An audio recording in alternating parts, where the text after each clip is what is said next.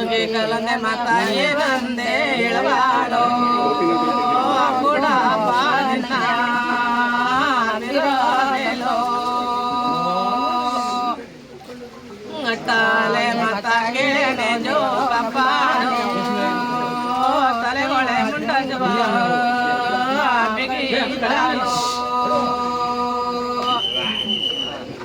ತಂಗಿ ಕರವಡೆ ಅಣ್ಣ ಲಗಳಕ್ಕೆ ಬಂದು ಲೆಂಜಾಲವಣ್ಣ ಎರಗುಳಿಯೋ ಲೆಂಜಾಲವಣ್ಣ ಎರಗುಳಿ ಸ್ವಾಮಿ ಅಣ್ಣೋ ಬನಾದಲೋ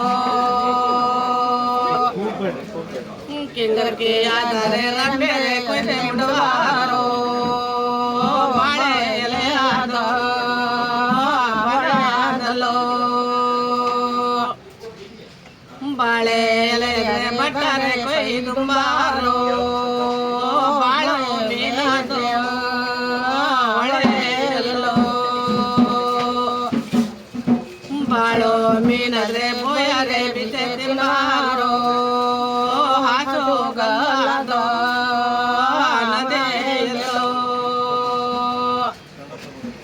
ಹಾಸೋಗಲ್ಲರೆ ಮಡವಡೆ ಮಡೆ ಹೋಗವಾರೋ ಮಾವಿನಣ್ಣದ ತೊಡಿ ಮ್ಯಾಲೋ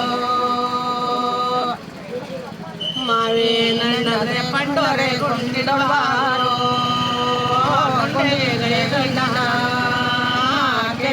ಗಿಡೋ ಗುಂಡೆ ಪಂಡೋರೋ ಅಣ್ಣ ಬೆಂದಾಟೆ ಉಗಾಡಿರೋ ಅಣ್ಣ ತಿಂದಟೆ ಒಳಗ ಜೊತೆ ಪಂಡೋರೋ ಕಾಶಿ ನಣ್ಣದ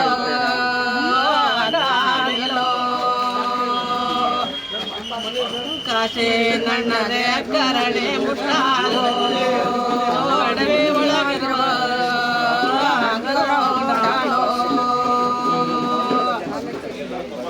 ಇವರು ಅಂಕೋಲದ ಹಾಲಕ್ಕಿ ಜನಾಂಗದ ಇವರಿಗೆ ನಾಡೋಜ ಪ್ರಶಸ್ತಿ ಬಂದಿದೆ ಈ ಸರಿ. ಇದು ಊರ ಹೆಸರೇನು? ಬೆಳಂಬರಂ. ಲಕ್ಷ್ಮೀ ಬುದ್ದುಗೌಡ ಬೆಳಂಬರ. ನಿಮಗೆ ಯಾವುದು ಪ್ರಶಸ್ತಿ ಬಂದಿರೋದು? ಜನಪದ ಅಕಾಡೆಮಿಯಿಂದ. ಮೊದಲೇ ಇನ್ನೂ ತಗೊಂಡಿಲ್ಲ ಜನಪದ ಅಕಾಡೆಮಿ ತಗೊಂಡು 4-5-6 ವರ್ಷ ಆಯ್ತು. ಇವಾಗ ಬಂದಿರೋದು ಈಗ ಬರೋದು ನಾಡೋಜ ಪ್ರಶಸ್ತಿ. ಹಂಗೆ ಮತ್ತೊಂದು ಬಂಗಾರಮ್ಮ ಕೆಲವೊಂದು ಸಿಕ್ಕಿದ್ದು, ಅದೊಂದು ಪ್ರಶಸ್ತಿ ಸಿಕ್ಕಿದಲ್ವ ಜಾನಪದ ಕಡಿಮೆ ಅಲ್ಲ, ಬೇರೆ ಹಿಂಗೆ ಅದೊಂದು ಸಿಕ್ಕಿದ್ದು 3 ಪ್ರಶಸ್ತಿ ಇವರಿಬ್ರು ಇನ್ನ ನಿಮ್ಮ ಸ್ನೇಹಿತರ ಇವರು? ಹೌದು. ಅಥವಾ ನೆಂಟರುಗಳ? ಒಂದೇ ಜೊತೆ ಹೋಗುದು 5 ಜನ, 4 ಜನ ಸೇರಿ ಹಾಡ್ರೆ ಚಂದ ಹಾಡು. ಒಬ್ಬರು ಸಿಗದಾಯ್ತು ಅಂಕೋಲ ಹೋಯ್ತು, ನಾವ್ ಹಂಗ 3 ಜನ ಸೇರಿ ಜೋಡಿಬೇಕಲ್ಲ.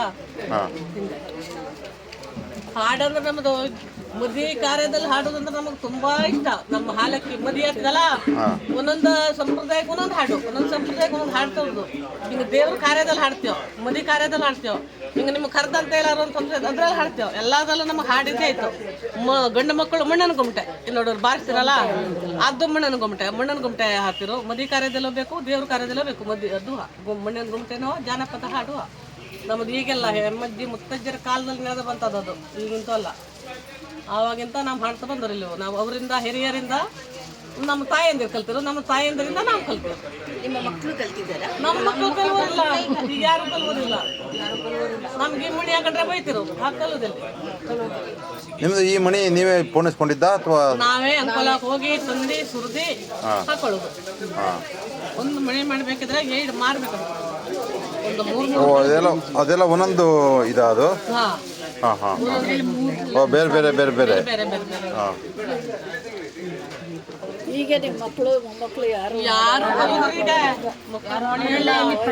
ನಮ್ಮ ಗೆಜ್ಜೆಗಳ ಮಾಡ್ತೀವಿ. ಎಂತ ಇಟ್ಟಲ್ಲ ಹೇರ್ ಕಡೆ ಹೋಗ್ತಿ ಅಂತೀವ ಮಕ್ಕಳು. ಇಟ್ಟಲ್ಲ ಎಂತ ಕಟ್ಕೊಂಡು ಹೋಗ್ತೀನಿ ನಾವು ಅಂತೀವಿ. ಮಕ್ಕಳು ಯಾವ ಮಕ್ಕಳು ಹಾಕೋದಿಲ್ಲ ಇನ್ನು ಮುಂದೆ. ನಮ್ಮ ಹಾಲಕ್ಕಿ ಪದ್ಧತಿನೇ ಇನ್ನು ಮುಗೀತು.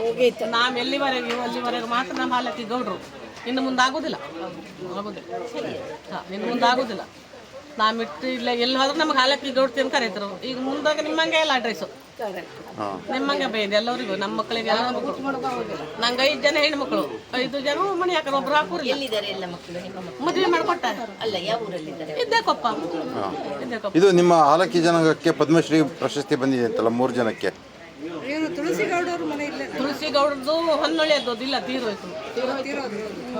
ಇನ್ನು ಬಡಗೇರಿ ಇನ್ನು ಇದ್ರದ್ದು ಸುಕ್ರಿ ಗೌಡ್ರದ್ದು ಬಡಗೇರಿ ನೋಡಲ್ಲ ನೀವು ಬಡಗೇರಿ ಅದು ಈಗ ಆಗೋದಿಲ್ಲ ವಯಸ್ಸಾಗಿದೆ. ಅವ್ರಿಗೆ ಪದ್ಮಶ್ರೀ ಪ್ರಶಸ್ತಿ ಬಂದಿದೆ. ಕೂದಲೇ ಉಳಿತಾರೆ ಅವರು, ಹಾಂ ಎಲ್ಲೂ ಹೋಗೋದಿಲ್ಲ. ನಾವು ಹೋಗಿ ಬರ್ತೀವಿ, ಒಂದೊಂದು ದಿವಸ ನೋಡ್ಕೊಂಡು ಬರ್ತೀವಿ ಕಡೆ. ನೀವು ನಾಟಿ ವೈದ್ಯ ಪದ್ಧತಿ ಮಾಡ್ತೀರಾ ನೀವು? ಇಲ್ಲ.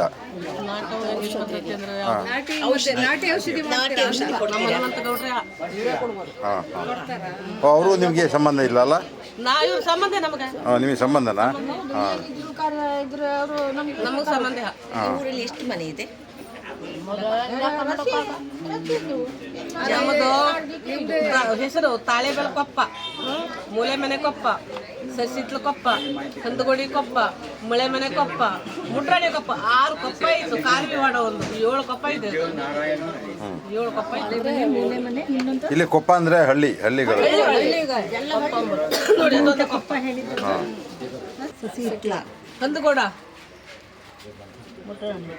ಕಂದಗೋಡ, ಮುಟ್ರಾಣಿ, ಮಳೆ ಮನೆ.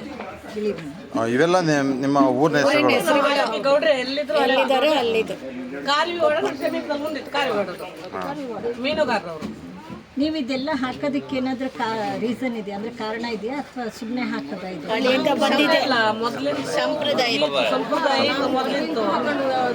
ಸಂಪ್ರದಾಯ ಈ ಮಣಿ ಹಾಕ್ಬೇಕಿದ್ರೆ ಹಿಂಗೆ ಹಾಕೋದಲ್ಲ. ನಮ್ದು ಅಜ್ಜಿ ಮನೆ ಅತ್ತೆ ಬಂದು ನಮ್ಗೆ ನಮ್ಮ ಮುಟ್ಟಾತೀವಲ್ಲ, ಆವಾಗ ಬಂದು ನೀರು ಒಯ್ದು ಹಾಲುವನ್ನ ಮಾಡಿ ಹಾಕಿ 5 ಮಣಿ ಹಾಕ ಕೊಡುತ್ತೆ ನಮ್ಮ ಅಜ್ಜಿ. ಮತ್ತೆ ಹಿಂಗೆ ತಲೆ ಕಟ್ಟಾಗ ಹೋಗ್ತಿತ್ತು. ಹಿಂಗೆ ನಾವು ಕಟ್ಕೊಂಡು ಹೋದ ಗಂಡನ ಮದುವೆ ಕಡೆ ಹೋದವಲ್ಲ, ಮದುವೆ ಕಡೆ ಬಾವಿಗೆ ಹೋದಲ್ಲಿ ಅಜ್ಜಿ ಮನೆ ಅತ್ತೇನೆ ಬಂದ ಕಡೆ ಮತ್ತೆ 5 ಮಣಿ ಹಾಕಿ ಮತ್ತಲ್ಲ ಗಿಡಿ ಕಟ್ಟಿ ಹಿಂಗೆ ಕಟ್ಟಿ ಗೇಟಿ ಕಟ್ಟದಂತೆ. ಏನ್ ಹೆಸರು? ಗೇಟಿಗೆ ಕಟ್ಟದಂತೆ ಹಿಂಗೆ ಮಣಿ ಹಾಕಿದ್ರೆ ಅಜ್ಜಿ ಮನೆ ಅತ್ತೇನೆ ಬಂದು ಮೀಸ್ಬೇಕು.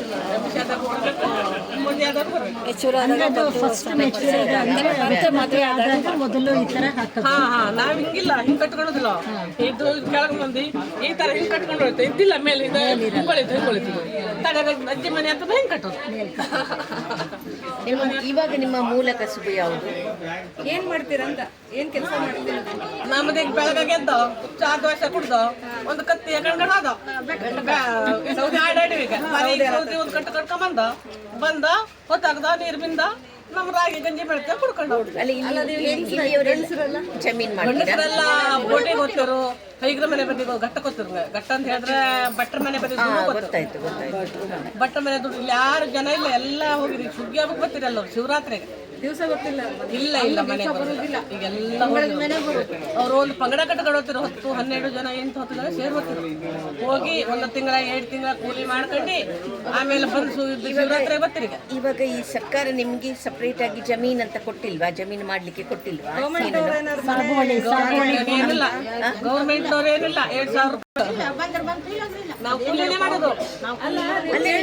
ನೀವು ಜಮೀನ್ ಕೊಡಿ ನಮ್ಗೆ ಸ್ವಲ್ಪ ಅಂತ ಕೇಳಲಿಲ್ವಾ ನೀವು ಗೌರ್ಮೆಂಟ್ಗೆ? ಎಲ್ಲಿ ಜಮೀನು ಕೊಡೋರು ಅಂತೇವೆ. ಎಲ್ಲ ಸುತ್ತಮುತ್ತ ಎಲ್ಲ ಕಾಡುಗಳು